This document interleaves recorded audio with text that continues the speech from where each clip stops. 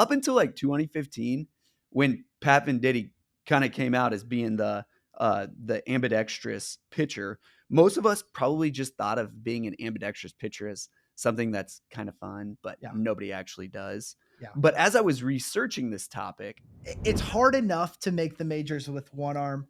The idea of somebody being good enough to do two, it's hard to see. But I mean, we would have never foreseen Shohei Ohtani and what he is. So I wouldn't rule it out. But Tyler, yes, why would a player want to be able to wear a glove on their right and left hand?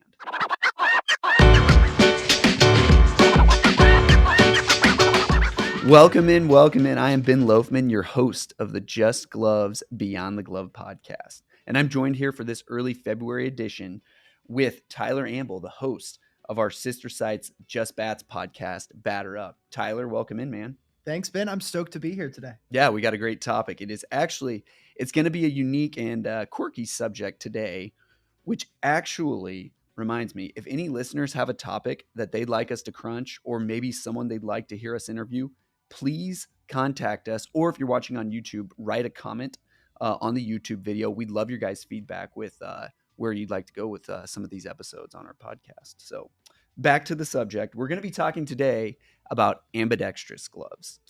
And as we've been doing our recent episodes, we've been trying to do our best to tie some stories back into certain aspects of the baseball glove world. And I've done my best today to research some stories for those wanting to learn a little more about the game of baseball through the lens of the ambidextrous glove.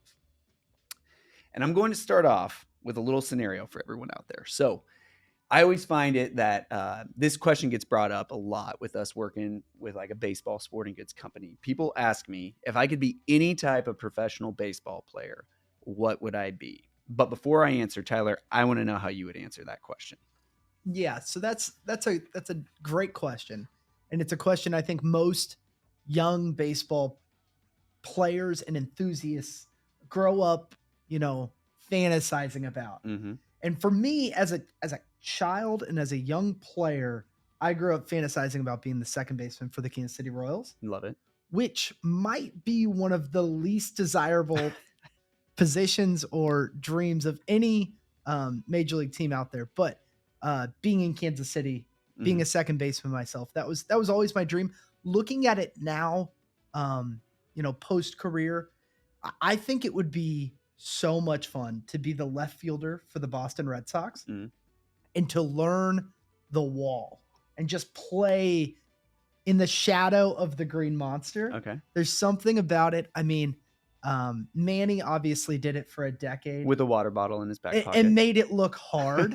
And I think I could do potentially a better job of that, at least in the defensive side of things, which is the theme of today's topic here. So yeah, absolutely. So I actually love what you said there about the wall in Boston, where I went to college, Benedictine College. We actually had a hill in right field on our field when I was there. And so the guy who played right field actually had to like learn how to run up a hill to catch base, which was kind of fun. So what's with this idea that we need to put like hills or mounds on a baseball field? Because the Astros used to have one with Taos Hill in center. And it's like, wait a second, that seems incredibly dangerous. I don't know why I love it. They're like when those like little obstacles, it's silly, but it just adds to the Can you imagine any other sport doing that? No. Like in football, it's like at Arrowhead Stadium on the 20, there's like a 3-foot wall.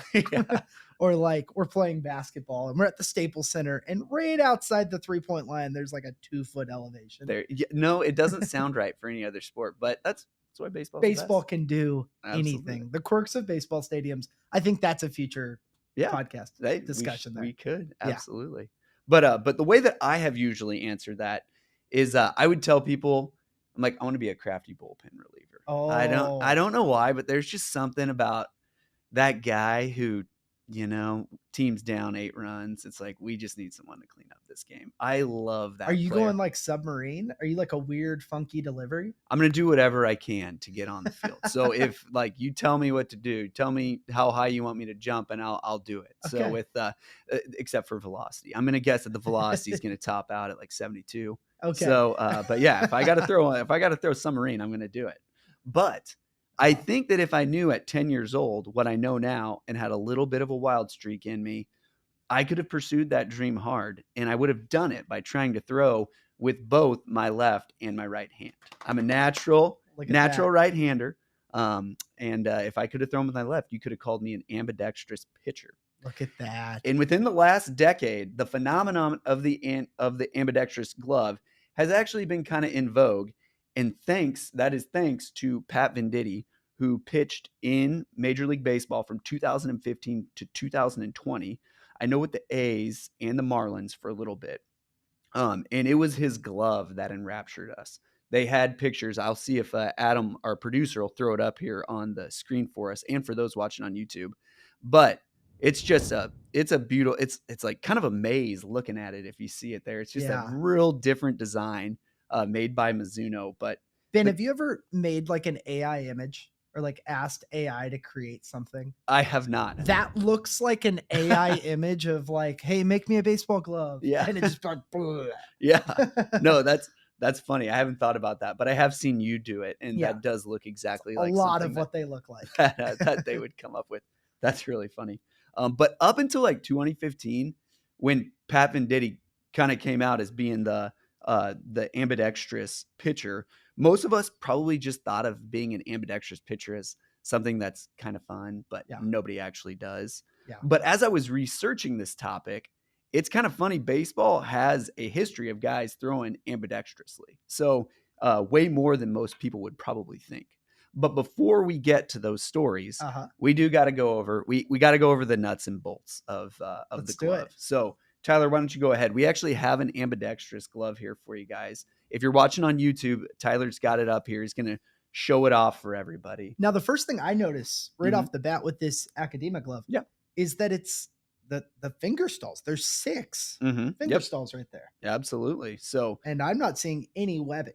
yeah, no. So that one you'll see some if you guys were looking at that picture that we put up. That one had webbing, that Mizuno glove. The Akadema one straight up has 6 finger stalls, no web. So it is a little bit of a different design. And as you can see, Tyler's he's got it. If he were a right hand thrower there, now he's going to flip it over. Look at that. Comfortable. Yeah, it's actually it's a nice glove. So a little bit different.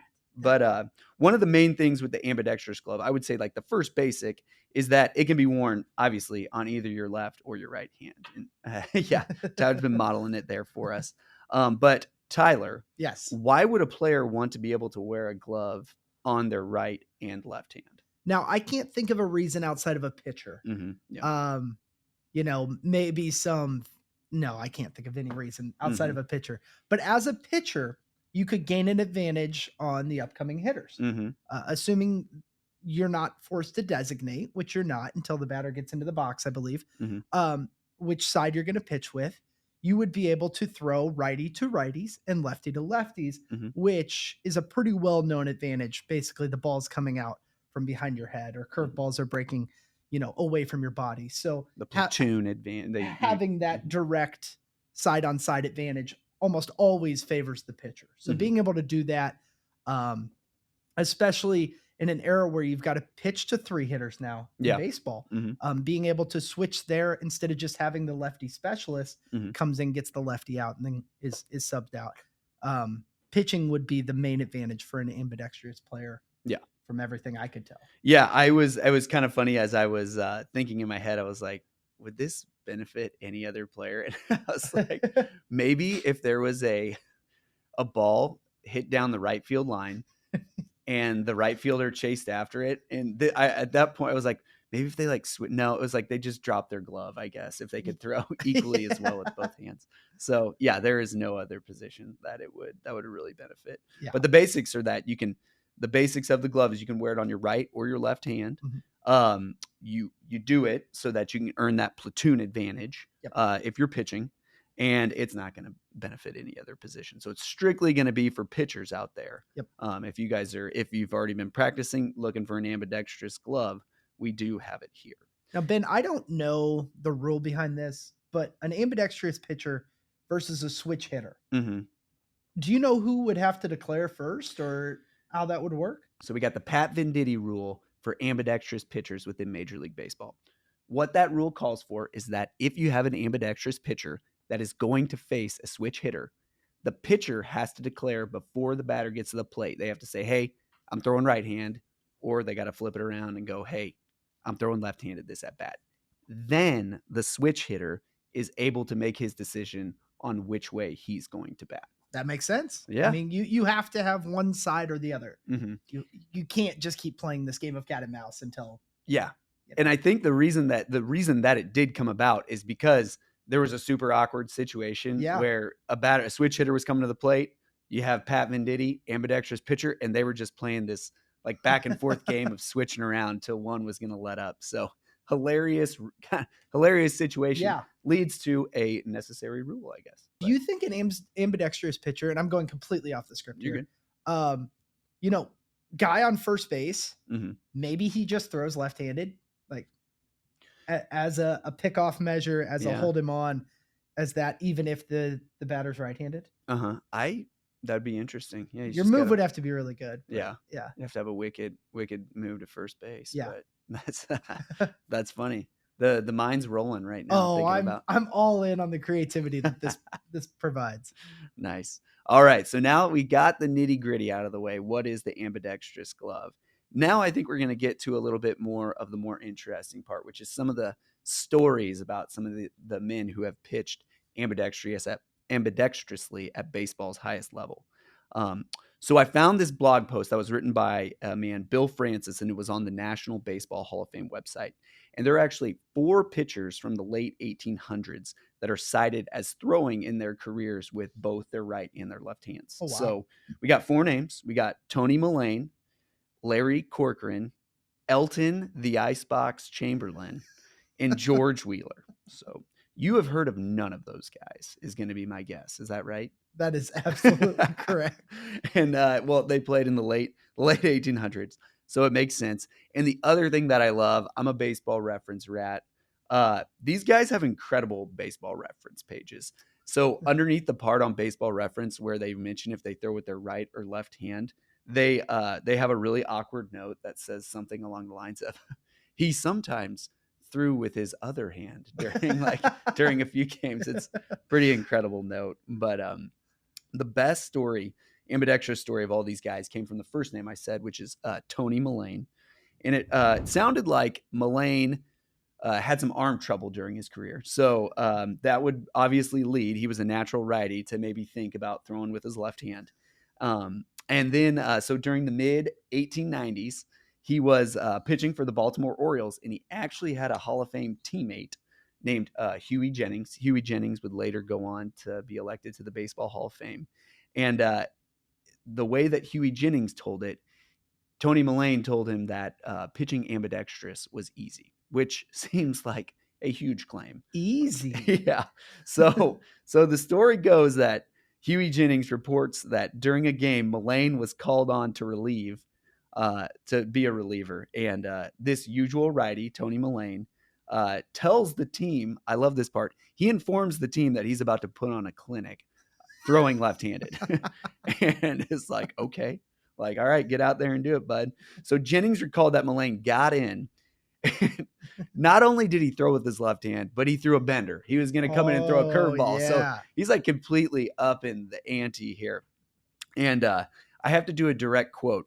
This is what Jennings described happened. He said, I don't think I ever saw a ball travel faster over the center field fence than the one that was hit off. This is in the 1890s when like home runs weren't even that prevalent. Oh yeah, it sounds like the ball was destroyed. So I just thought that was so funny. Jennings also in his recollection of the event said that Mullane never pitched left-handed again. That was the last time. And for what it's worth, Tony Mullane is also the major league leader in wild pitches. So it's kind of, all these things are kind of adding up now for him. I just love that back in the day, the players appeared to be like so full of personality. Just, you feel like you hear stories about this that you would hear at like a men's baseball league game or something like that. And, another, like, we think of guys who have tons of personality, like Brian Wilson with his beard and celebrations, or Heath Bell when he would slide into it was Heath Bell, right? That would slide in and to get the ball. Yep.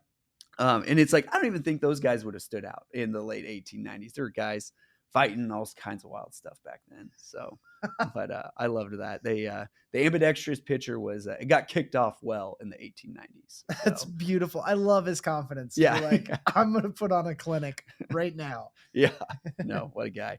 But after that, the ambidextrous pitcher actually kind of went into hibernation for like 100 years, basically. Yeah. Nobody really showed up to pitch ambidextrously again. But the ambidextrous pitcher had a savior in Greg Allen Harris, Okay. not to be confused with Greg Wade Harris. Oh. So it is so fitting for an ambidextrous pitcher that during his career, there would be another pitcher with basically the exact same name, and they played during pretty much the exact same time period. So it was like, of course, this one guy who pitches ambidextrously, there's another guy pitching out there has the same name as him. So I just thought that was pretty hilarious. But Greg A. Harris, he broke into the bigs in 1981 with the New York Mets. Okay. And bounced back and forth his entire career between being a starter, being a reliever, and but in 1986, his season had a little bit of a wrinkle to it. He was Was he with the Mets in '86? He was no, he was with the Texas Rangers. Okay. So he was no, that would be cool if he was on the 86 Mets, but he wasn't. He actually, so that season, again, I got this from Bill Francis's piece on the Hall of Fame website. That season, the manager of the Rangers was Bobby Valentine. Yeah. And they had a bullpen of which Greg A. Harris was a part, and they didn't have like any left-handed pitchers. So they were like, hey, like, you want to try and pitch left-handed? I get it in the 1890s. Like, I get it.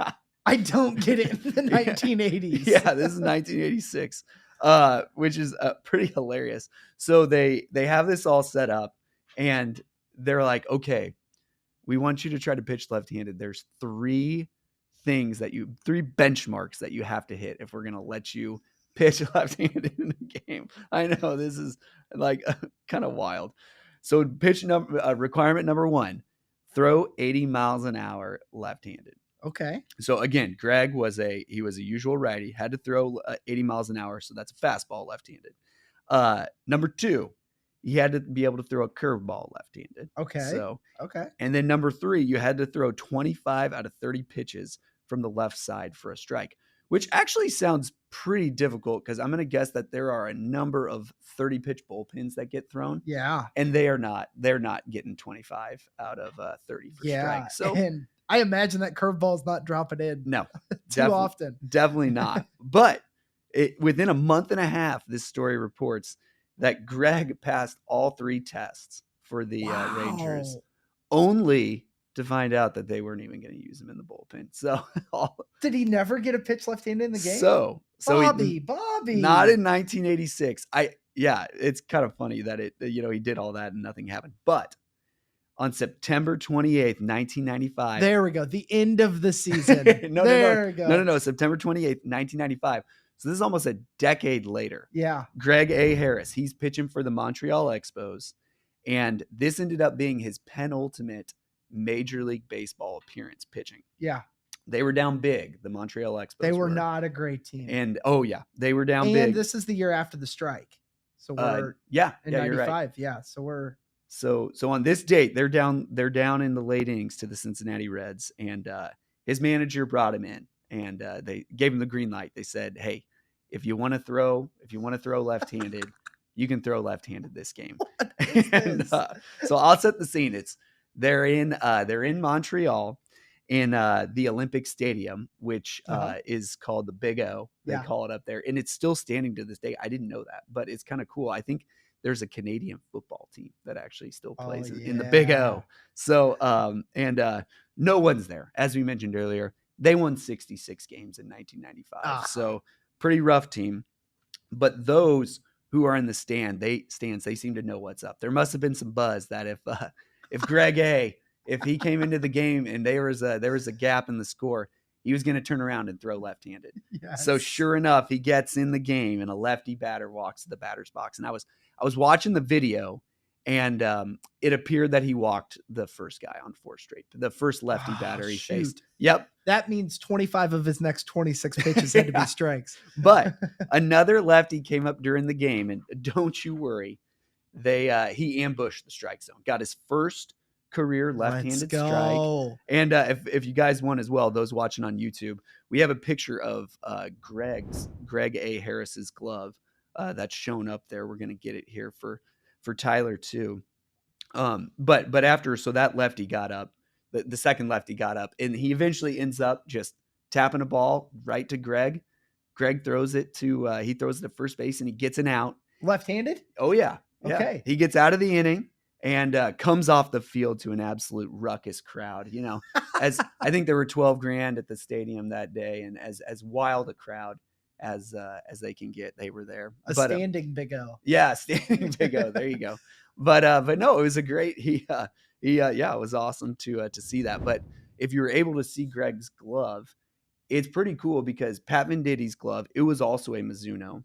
Yeah. And then Greg A. Harris's glove, they look pretty much the exact same, the two Yeah. gloves. So it was kind of cool as well for Mizuno that they were kind of willing to just, help both of those guys 20 years apart, that, they were willing to help them out. It's a pretty cool glove. Again, looks like it's an AI built image or something like that. Greg A. That's like a fascinating life. I know. Dude, He went 10 years in between. I know. He's got the glove. I know. He's It's like actually probably that. Do you remember like high school or college playing baseball, and the POs, the pitcher onlys, would be like, let me hit. Let me hit. Let me hit. You always had like one or two to the coach. So he's like, let me hit. Let me hit. The coach is like, no, no, no. Yeah.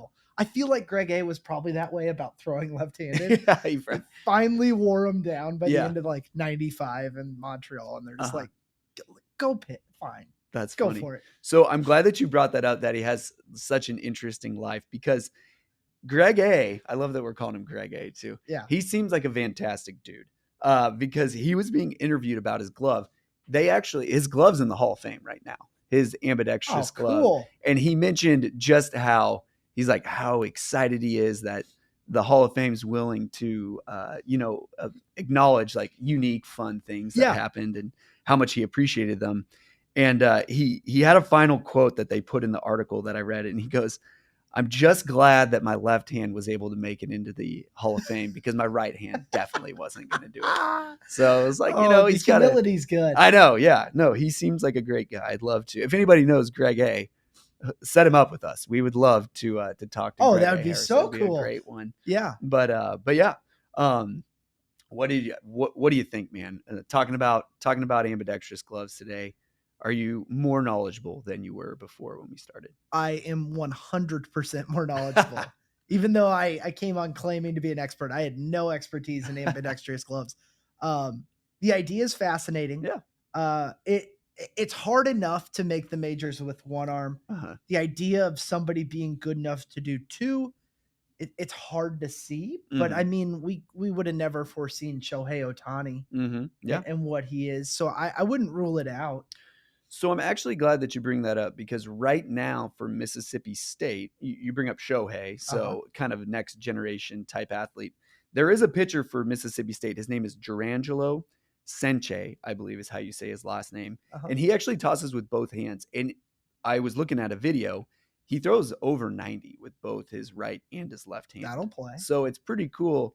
We might actually see, I think in the next, it could be the next 5-10 years, another player make it to the Major League Baseball and be able to throw with both their right. I feel like that's the new, how you laid out what he needed to throw 80. Yeah. Curveball. Yes. Whatever, 83% strikes there.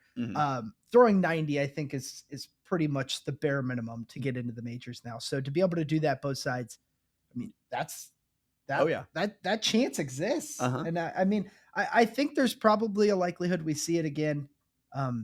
Definitely see it again in our lifetimes. Yeah. I don't know if we'd ever see like an all-star ambidextrous pitcher. That's just tough. Yeah. It's really, really tough. But you get a special athlete, they do things that you never foresee. I think as well, I like that you're talking about the all-star game. If there was a ambidextrous pitcher that had any sort of success, I feel like that's an all-star story that Oh people would yeah. jump on, and they'll definitely get after that. I think that would need to happen and just be like, all right, he throws out the first pitch and he does it like Yeah, at the same that's time. funny. But yeah, if any of you are out there, if you're wanting an ambidextrous glove to train with, or you just want it as a novelty, it's not a bad thing to put on the mantle or something like that. Head over to Just Gloves, grab our Akadema ambidextrous model that we're carrying right now. And thank you guys all for tuning in to this episode of Beyond the Glove. We hope that you've come away with a little bit more knowledge on ambidextrous gloves and maybe a few stories that you can tell your baseball buddies when you guys are hanging out the next time. Until we do our next episode, we hope that you all are doing great. Thanks for tuning in to the Beyond the Glove podcast.